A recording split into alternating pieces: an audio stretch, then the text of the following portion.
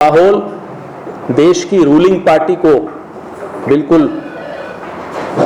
माफिक गुजरता है। वो चाहते हैं ऐसा माहौल हो। आइए 2020 में फेसबुक की जो सेफ्टी टीम थी, जो सुरक्षा टीम थी, उन्होंने कहा था कि बजरंग दल कुछ वर्ग विशेष के खिलाफ हिंसा को बढ़ावा देता है पूरे देश में, और फेसबुक बजरंग दल जैसी संस्था को एक खतरनाक संस्था घोषित करने वाला था, लेकिन उनको सलाह दी गई यह करने से देश की जो रूलिंग पार्टी है वो नाराज हो सकती है। और फेसबुक ने उस संस्था को, जो फेसबुक स्वयं मानती है कि हिंसा फैलाती है या हिंसक संदेश फैलाती है और एक माहौल बनाती है देश में हिंसा का, नफरत का, फेसबुक मानती है कि वो एक डेंजरस ऑर्गेनाइजेशन है। ये फेसबुक के शब्द हैं, लेकिन फेसबुक हिम्मत नहीं जुटा पाई कि उसको एक डेंजरस ऑर्गेनाइजेशन घोषित कर सके। अब नया जो फेसबुक की एक विसल ब्लोअर है, 37 साल की इंजीनियर हैं, फ्रांसिस होगन, उन्होंने एक नया खुलासा किया है कि कैसे हिंदी और बांग्ला भाषा के जानकार फेसबुक में, हिंदुस्तान की फेसबुक की टीम में नहीं है कि जो फिल्टर कर सकें कि कौन सा संदेश फेक है या नफरत पैदा कर रहा है या एक माहौल खराब करने की कोशिश कर रहा है देश में। वो फिल्टरिंग करने के लिए जो आपके पास स्टाफ होना चाहिए, जो हिंदी और बांग्ला का जानकार हो, वो स्टाफ उनके पास नहीं है। आप सोचिए, जिस देश ने उनको 37 करोड़ उपभोक्ता दिए, जहां से वो सबसे ज्यादा कमा रहे हो, वहां उनको इतनी चिंता नहीं है कि उस देश का माहौल न बिगड़े, उसके लिए जो यथासंभव काम करना चाहिए, जिस तरह के अफसरों को, जिस तरह के कर्मचारियों को, भाषा विशेषज्ञों को लगाना चाहिए, वो नहीं लगाना उचित समझते। आखिर कारण क्या है? सिर्फ 0.2%, 1% भी नहीं, 0.2% हेट स्पीच को फेसबुक हटाता है अपने प्लेटफॉर्म से। मतलब 99.8% जो कंटेंट है फेसबुक का, जो नफरत फैलाता है देश में, जो बंटवारा फैलाता है देश में, समाज में, वो वहीं का वहीं बहाल रहता है, उसको हटाया नहीं जाता। ये बहुत गंभीर विषय है। 87% खर्च किया जाता है अपने बजट का फेसबुक द्वारा। जो इंग्लिश स्पीकिंग ऑडियंस है, जो अंग्रेजी बोलने वाली ऑडियंस है, जो सिर्फ 9% है फेसबुक के उपभोक्ताओं का। 37 करोड़ में से सिर्फ 9% हैं जो अंग्रेजी बोलते हैं, अंग्रेजी की पोस्ट पढ़ते और लिखते हैं। उन 9% पे आप 87% का खर्चा कर रहे हैं। मैं भी अपनी प्रेस वार्ता शुरू करता हूं, मैं हिंदी में शुरू करता हूं। हम अलग अलग राज्यों में हम लोग जाते हैं, कोशिश करते हैं वहां की भाषा अगर नहीं है तो हिंदी में बोलें। व्हाट्सएप के जितने फॉरवर्ड्स हम सबके पास आते हैं, रीजनल भाषाओं में ज़्यादा आते हैं और हिंदी में आते हैं। लेकिन फेसबुक की नीति देखिए, और ये मैं इसको नीति नहीं कहूँगा, ये एक चाल है, ये जानबूझकर किया जा रहा है। जो आंतरिक स्टडीज़ हैं फेसबुक की, उनकी अपनी, हमारी तो ऑब्जर्वेशन हो सकती है, लेकिन ये तो उनकी अपनी रिसर्च है, उनका अपना अनुसंधान है, उनकी अपनी स्टडी है, जिसमें ये स्पष्ट तौर पे कहा जा रहा है कि फेसबुक आरएसएस, बजरंग दल और उनके सहयोगी संगठनों का एक प्रॉक्सी एक तरह से बन गया है। और जितने भी किसी वर्ग विशेष के खिलाफ टारगेटेड पोस्ट होती हैं, उन पर कोई एक्शन नहीं लिया जा रहा। वो टारगेटेड पोस्ट इस देश की किस राजनीतिक विचारधारा को आगे बढ़ाती है या वो किस विचारधारा से स्पॉन्सर होती है, ये मैं और आप सब जानते हैं, उसमें बोलने की आवश्यकता है नहीं। लेकिन मैं फिर भी बोल रहा हूं कि आरएसएस और उसके संगठन, बाकी संगठन जो हैं, मित्र संगठन या उस छतरी के नीचे जो बाकी संगठन हैं, उन सब का एक प्लेटफॉर्म बनता चला जा रहा है फेसबुक। और अब इस देश में यह कहने में मुझे या किसी और को, हम जो यहाँ बैठे हैं, कोई गुरेज नहीं होगा कि फेसबुक हिंदुस्तान में एक फेक बुक हो गया है, जो सिर्फ और सिर्फ fake post, fake agenda further करता है, उसको आगे बढ़ाता है, वो बांटता है भारतीय जनता पार्टी और संघ के लिए। हम फेसबुक और भारत सरकार दोनों से यह जानना चाहते हैं कि जब यह स्पष्ट तौर पे आपकी जानकारी में है कि फेसबुक आरएसएस के बजरंग दल को डेंजरस ऑर्गेनाइजेशन या कि खतरनाक संगठन मानता है, फिर भी उस पर कोई एक्शन क्यों नहीं लिया गया, उस पर कोई कार्रवाई क्यों नहीं हुई, उसको घोषित करने से भी क्यों डर गए? एक तरफ ट्विटर पर तो भारत सरकार बड़ी मुखर प्रखर होकर बोलती है, तो हम यह भी जानना चाहते हैं कि सोशल मीडिया सेफ्टी कंप्लायंस क्या फेसबुक पर लागू नहीं होगा? क्या भारत सरकार के मुंह में दही जम गया है जब फेसबुक पर आता है? क्योंकि फेसबुक आपका एजेंडा चला रहा है, आपका नफरत वाला एजेंडा चला रहा है, आपका एक माउथपीस बन गया है।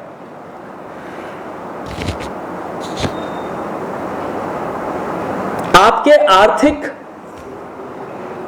जो इंटरेस्ट हैं, आपको कमाना है हिंदुस्तान से, हिंदुस्तान को आप एक मार्केट की तरह देखते हैं, 37 करोड़ आपके उपभोक्ता हैं, इस देश से आप कमा रहे हो और इस देश में ही बांटने की एक विचारधारा को प्रचारित कर रहे हो। कांग्रेस पार्टी यह नहीं होने देगी। लोकतंत्र के साथ इससे बड़ा खिलवाड़ होते हुए नहीं देखा। जहां आप 5 साल तक एक एजेंडा, एक विचारधारा चलाते हो और फिर चुनाव के वक्त आप लोगों का जो वोटिंग बिहेवियर है उस पर भी आप इन्फ्लुएंस करते हो, उसको आप मोड़ते हो कि कैसे वोट देना है। यह एक इलेक्शन फ्रॉड से कम नहीं माना जाए कि हमारे वोटिंग में भी हस्तक्षेप अगर हो रहा है तो वो फेसबुक या फेसबुक जो भी आप कहना चाहें उसके माध्यम से हो रहा है। हम एक जॉइंट पार्लियामेंट्री कमेटी की मांग करते हैं ताकि फेसबुक में की जो भारत में गतिविधियां हैं, कैसे वो भारत के लोकतंत्र के साथ खिलवाड़ कर रहा है, उस पर पूरी तरह से खुलासा हो और वो सबके सामने जाहिर हो। धन्यवाद। You want me to read it in English or should I? In short. As a backgrounder, we have all seen what the Facebook has been doing in India and how Facebook has been acting as an ally of the ruling party of India, which is the Bharatiya Janata Party. In the past, we've interacted on the issue of Ankhi Das, who was very closely related to the Bharatiya Janata Party. And then that also proved, and also subsequent choices of the Facebook proved, how the BJP and its affiliates and its sympathizers have infiltrated into the structure of Facebook and therefore into the functioning of Facebook. How Facebook is pushing the agenda of the ruling party of India, of the ruling party's ideology in India, amongst its 370 million users, which is the largest user base in the country, in the world. What right does Facebook have to push a particular agenda, a particular ideology amongst its, I would say, innocent users? Through fake posts, through fake pictures, through a narrative which goes unfiltered. Now it is shocking that only 0.2% of the hate speech is pulled down of Facebook. 99.08% stays there. And there are internal reports. These are not accusations. What we are saying today is based on what has been the findings of Facebook itself, or what a whistleblower recently said. Frances Hogan, she's an engineer. The Facebook in India, despite making most of its money from India, does not have in place mechanisms or human resource to filter posts in Hindi or Bangla. They don't have it. Ask them why. How is it so difficult to put in place people who can filter your posts, especially posts which are in Hindi and Bangla. After all, in English, they are just 9% Facebook users who interact in English. So 91% of your base is regional languages or Hindi, and you don't have systems in place to filter those posts. And this whistleblower has given all the details of how during the Delhi riots, the role of Facebook, during elections, Bengal elections, West Bengal elections. So the role of Facebook can no longer be dismissed as an error of omission. I would say this is an error of commission. They are knowingly doing this, they are knowingly furthering the agenda of the ruling party and its ideology, which is hate-filled, which is bigotry, which is dividing society. After all, why shouldn't we accuse the Facebook of interfering in our elections by influencing the voting pattern behavior of its consumers?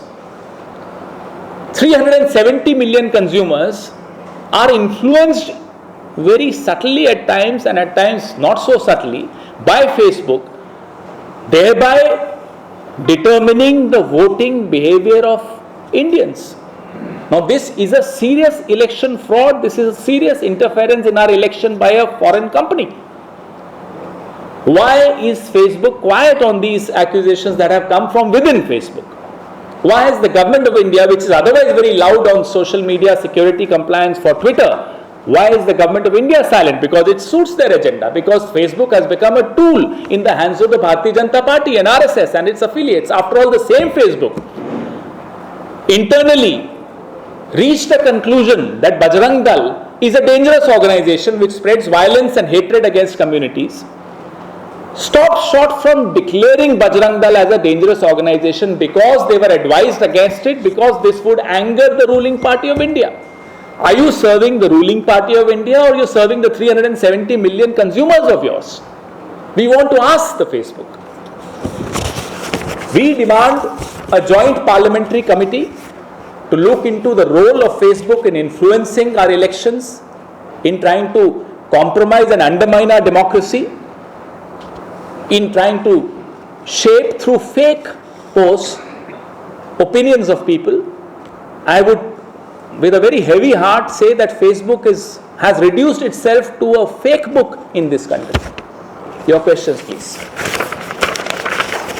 So in the past, we have seen certain instances wherein the Congress has also gone after Twitter. You are saying the government is silent, government is vocal on Twitter but silent on Facebook because certain reasons you have quoted.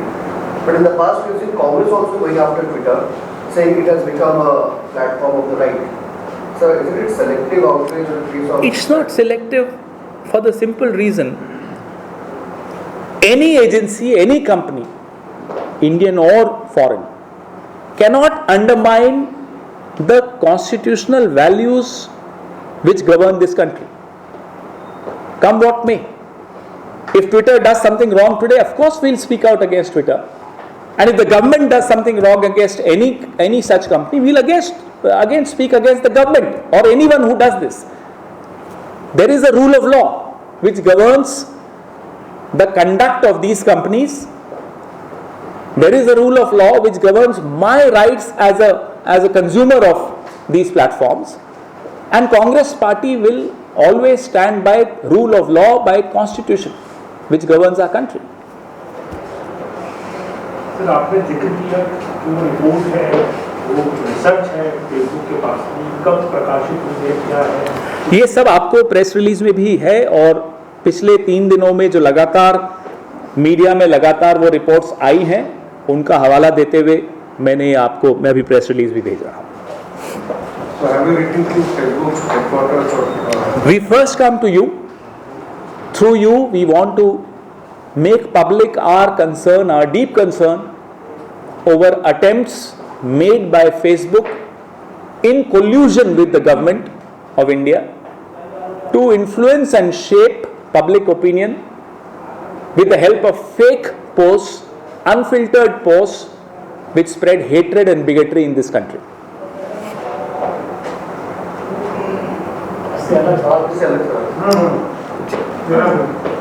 हाँ पूछिए पूछिए।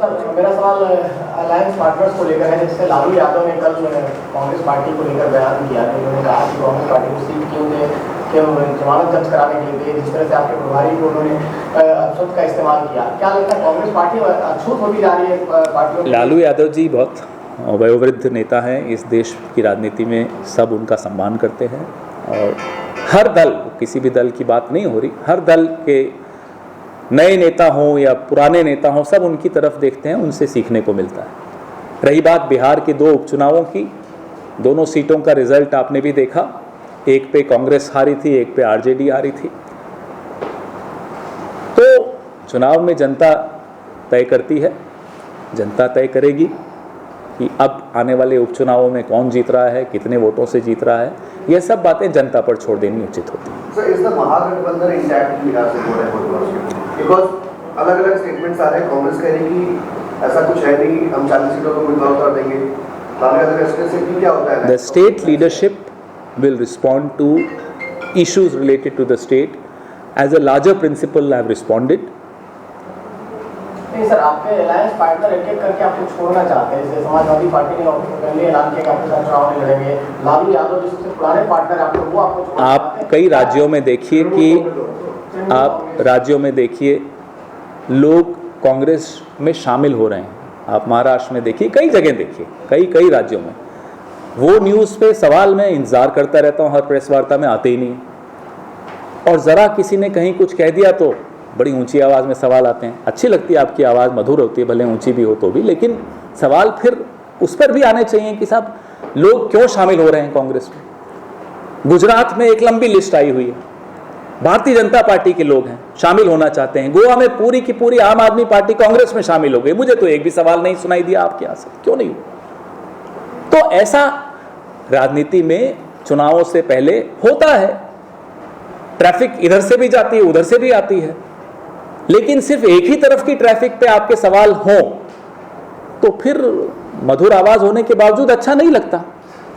पवन जी, गोवा में 2 सवाल। पवन जी, 2 सवाल। एक तो ये है कि कल जो भारत पाकिस्तान का मुकाबला हुआ था उसमें हारा भारत, उसके बाद वीरेंद्र सहवाग और गौतम गंभीर 2 ऐसे खिलाड़ी जिन्होंने कहा कि दिवाली पर पटाखे जलाने पर तो आप जो है तमाशा करते हैं, सलाह देते हैं, और अब कल जो देश के तमाम हिस्सों में पाकिस्तान की जीत पर पटाखे जलाए गए वो शर्मिंदा करने वाली बात है। और दूसरी बात, मोहम्मद सामी को लेकर के भी कंट्रोवर्सी हो रही है। महुआ मित्रा कह रहे हैं कि जब वो जीतते हैं तो भारतीय होते हैं, जब हारते हैं तो मुस्लिम हो जाते हैं। दोनों मैं बहुत स्पष्ट तौर पे कहना चाहूँगा, कांग्रेस पार्टी की तरफ से खेल को खेल की भावना से हमेशा देखना चाहिए। जितना आप राजनीतिकरण करेंगे किसी भी मुद्दे का, तो उसमें तो कहीं कोई रोक ही नहीं सकता आपको, फिर वो राजनीतिकरण ही होता चला जाएगा। खेल को खेल की ही भावना से देखना चाहिए। हिंदुस्तान की टीम को आने वाले मैचेस के लिए हमारी सबकी तरफ से, आप सबकी तरफ से ऑल द बेस्ट। अच्छा खेले और अच्छा खेलेंगे और जीतेंगे। गोवा में इस बार कांग्रेस पार्टी का आने का चांसेस दिख रहे थे, लेकिन अभी तृणमूल कांग्रेस जैसे फुल में वहाँ जा रहे हैं, जा रहे हैं, तो what is the Congress party and its efforts. Sure.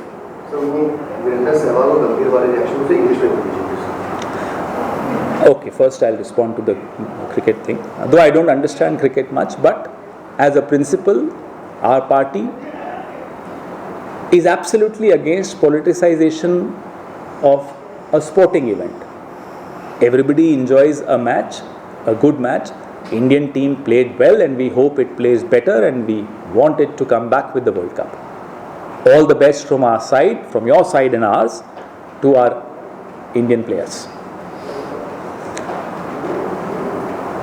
In Goa, Congress party is now facing the election with double confidence than it had before, because of the kind of response we have seen on the ground, because of the kind of response we have seen from leaders trying to join our party from other parties. There is a particular party which has almost merged into our party there. The state unit has merged into our party. You know the names of the parties. And there is a long list of people from other parties who want to join the Congress party. other than that, the response we are getting, more important than people joining the party, the response we are getting from the people of Goa, the campaign is yet to pick up. I mean, no political party is actively campaigning right now, but in our interactions with people there, the response is so positive that we are absolutely confident of winning Goa. Forget who's spending how much over publicity. I don't want to get into that, because people who have the money will spend. Let them spend the money on publicity and campaign. People of Goa know what Congress stands for and what Congress stands against, and they are with the Congress now. Naturally, you want to defeat BJP with the alliance or non-BJP alliance. But state-wise, you are fighting each other. These are issues which cannot be decided and discussed in a press conference. These are policy issues, and there are mechanisms available in our party to deliberate on these issues, to take decisions state-wise and at a national level. But इसमें BJP को फायदा नहीं पहुंचा रहेगा। ये debriefing का question हो गया। No, I don't think कि इसमें किसी को फायदा या नुकसान, इसमें हम कोई भी पार्टी इतनी समझदारी रखती है कि उसको कहाँ अकेले लड़ना है, कहाँ किसी के साथ लड़ना है, और लेकिन ये निर्णय यहाँ प्रेस वार्ता में नहीं होते। इस तरह के निर्णयों के लिए मैकेनिज्म्स हैं, प्लेटफॉर्म्स हैं जहाँ चर्चाएं होती हैं, बहुत विस्तृत चर्चाएं होती हैं, और उसके बाद निर्णय लिए जाते हैं। So one of the last questions, in fact. From your side or from the This is starting this story that has come out yesterday, in which one of the key aid of a prime accused, prime witness of the NCB has come out and said that there were some talks of financial transaction to, take Aryan go off 10 civic clutches. Now Samir Pankade, who is in fact the officer there, he says, I'm being targeted because there are a lot of people who are coming to NCB net. How do you see this and where the Congress stands? It's becoming very murky. What's happening there shows the level of deterioration of our agencies under the Modi government. The entire saga has become very, very murky, and there are several very valid questions being asked. We hope the country gets the right answers. We hope, for the sake of the institutions of this country, that any further erosion of these institutions is stopped. जिस तरह की जानकारियां महाराष्ट्र से आ रही हैं, मुंबई से आ रही हैं, इस पूरे प्रकरण में जो हमारी जांच एजेंसीज हैं उन पर बहुत गंभीर और बहुत बड़े सवालिया निशान लग रहे हैं। मोदी सरकार के, जब से मोदी सरकार आई है तब से जांच एजेंसियों का एक जो क्रेडिबिलिटी, जिसको हम अंग्रेजी में कहते हैं, जो एक साख थी जांच एजेंसीज की, वो एकदम समाप्ति की दिशा में बढ़ रही है और बहुत तेजी से बढ़ रही है। उम्मीद करते हैं कि वो रुके और जांच एजेंसियों की साख फिर से स्थापित हो। Thank you.